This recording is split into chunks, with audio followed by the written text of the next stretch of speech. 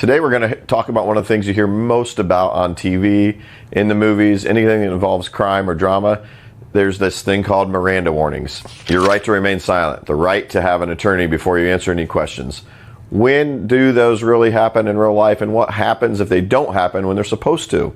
So, anytime you're placed under arrest, if the police are going to ask you about whatever crime you're being investigated for, they have to read your Miranda warnings first. So, if you've been handcuffed, if you've been stopped and you're not free to go, and then they want to question you about the crime you've committed, they must first read you Miranda warnings. So, get a couple different scenarios. Police officer's investigating a crime. He just walks up to you, starts asking you questions about it. Does he have to read you Miranda first? Answers, no, because you're not in custody. Police pull you over. They put you in handcuffs, then ask you questions about the crime. Do they have to read you Miranda first? Yes, they do.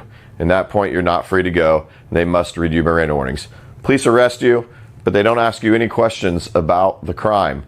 Do they have to read you Miranda warnings? No, because they're not interrogating you. That's the only time that Miranda warnings apply, when they're going to interrogate you. Now, when should you exercise your right to remain silent and talk to an attorney first?